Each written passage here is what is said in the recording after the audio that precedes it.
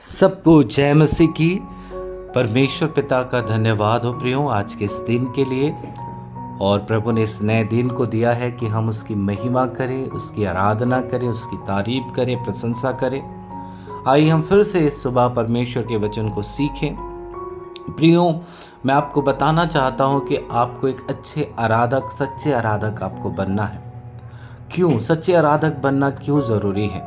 परमेश्वर के लोगों, हमारी जो इस संसार में हमारा अगर जन्म हुआ है, इस दुनिया में हमारा जन्म हुआ है, तो इसीलिए परमेश्वर ने हमें भेजा है कि हम उसकी महिमा करें, उसकी आराधना करें। वचन में ऐसा लिखा है, परमेश्वर के लोगों, प्रभु ने हमें अपनी महिमा के लिए सृजा और बनाया है।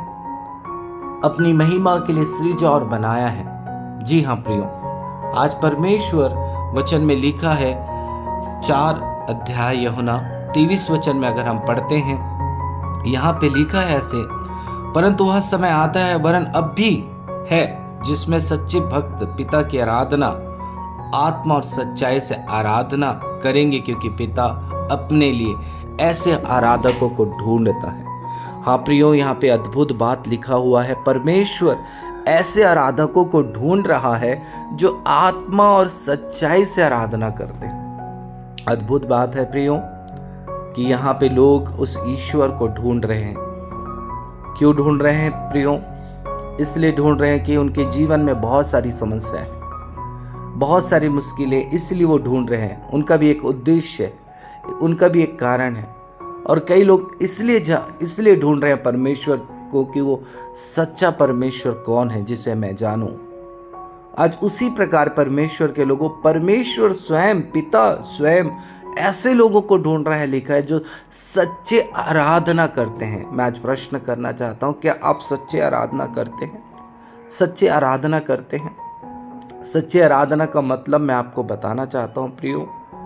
देखिए, आराधना करना गीत गाना है, स्तुति करना है, बड़ाई करना भी है, लेकिन सच्चे आराधना करने का मतलब ये भी होता है प्रियो, अपने जीवन के द्वारा परमेश्वर की महिमा करना। वो कैसे? मैं आपको बताना चाहता हूं। हम देखते हैं अब्राहम के बारे में। अब्राहम ने कैसे किया प्रियो? प्रभु ने उससे कहा कि जा अपने बेटे को बलिदान कर दे। और अब्राहम के बारे में देखते हैं, इस कार्य के लिए बड़ी ईमानदारी से प्रभु की आज्ञाओं को पालन करने के द्वारा वो चल पड़ा, इस कार्य को करने के द्वारा बलिदान चढ़ाने के लिए। हम देखते हैं प्रियो, ऐसा करके अब्राहम ने परमेश्वर की आराधना की। आज्ञा मानकर ईमानदारी और सच्चाई से चलने के द्वारा उसने परमेश्वर की आराधना की। इसी बात को अगर हम नए नियम में 12 अध्याय पहले वचन में देखते हैं प्रियो, तो वचन में भी इस प्रकार लिखा है, अपने शरीरों को जीवित और पवित्र और भावता हुआ बलिदान चढ़ाओ। शरीरों को जीवित, पवित्र और भावता हुआ बलिदान चढ़ाओ। ये परमेश्वर की सच्ची आराधना है, सच्ची आराधना है प्रियो। आज हमें इन बातों को देखने की जरूरत है। आज हमारे अंदर परमेश्वर की आराधना करने के लिए हमारे अंदर सच्चाई होनी चाहिए, परमेश्वर को भाना चाहिए हमारा जीवन। कई बार हमारा जीवन कई प्रकार के, नाना प्रकार के पापों में पड़ा रहता है। हम पवित्र नहीं, अपवित्र जीवन जीते रहते हैं, और ऐसी आराधना परमेश्वर को पसंद नहीं है।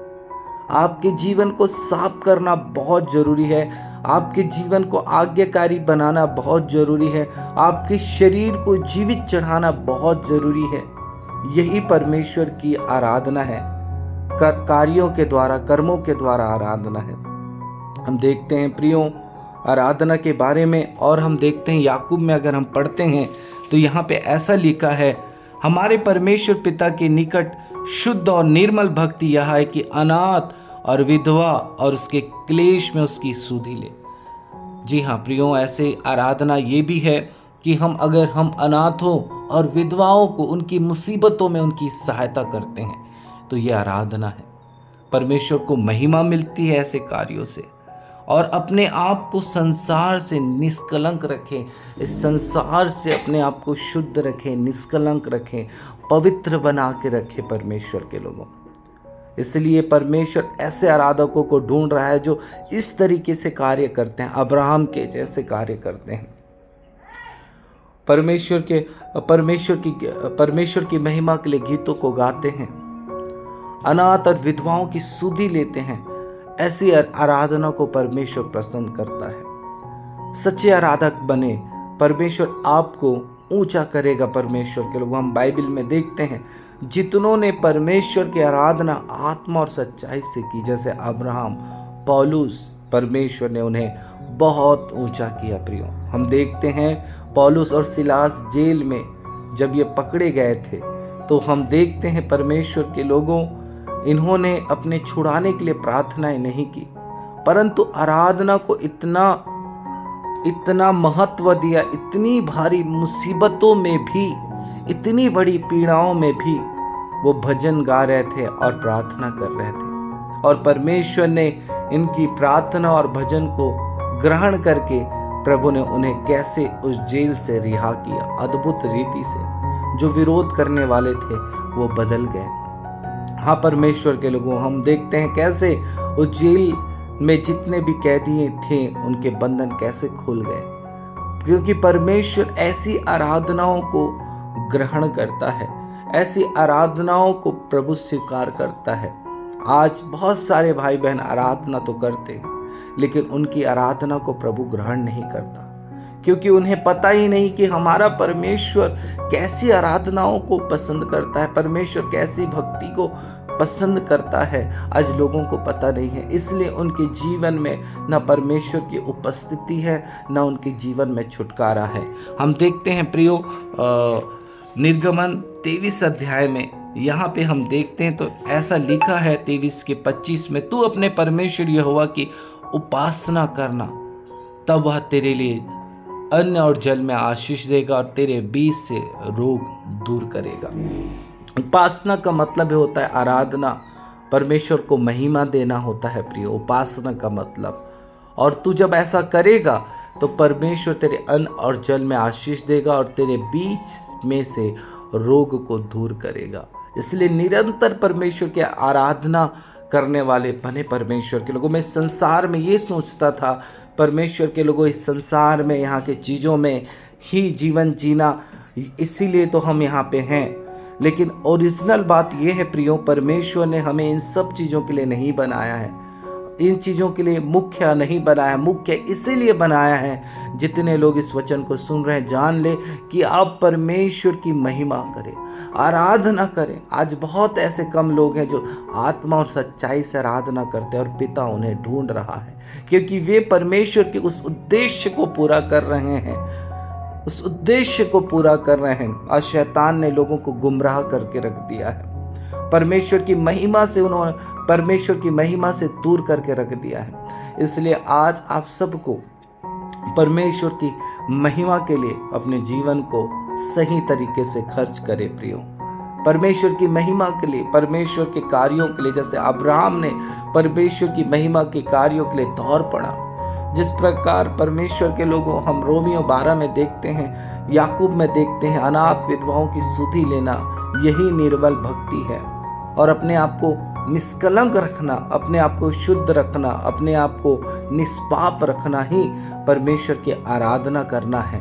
तो हम अपने कर्मों के द्वारा, मुखों के द्वारा हम परमेश्वर की आराधना करें। और सच में जब परमेश्वर ऐसी ही आराधनाओं को ग्रहण करता है आत्मा और सच्चाई से करने वालों के लिए, और परमेश्वर उनके जीवन में महान कार्य करता है, उनकी भक्ति और उस आराधनाओं को देखकर परमेश्वर के लोगों। मैं आशा करता हूँ प्रियो, आप जब ऐसा करेंगे तो जितनों ने किया है, अब्राहम ने जब किया तो उसके लिए वायदे परमेश्वर ने किया। इतना प्रभु खुश हुआ उस कार्य से कि परमेश्वर ने उसके कामों के द्वारा प्रभु ने उसे आशीष दी। आप भी अपने जीवन में बरकत को देखेंगे। जितने भी अभी हमने पढ़ा व्यवस्था विवरण 23 में, तो वहाँ पे भी जब वो लोग उपासना करेंगे, प्रभु उनके अन्न और जल में आशीष देगा और परमेश्वर उनके बीच से रोग को दूर करेगा। जहाँ पे सच्ची आराधना हुई है परमेश्वर के लोगों, जहाँ परमेश्वर को उनकी आराधना भाया है, परमेश्वर ने वहाँ पे कार्य किया है।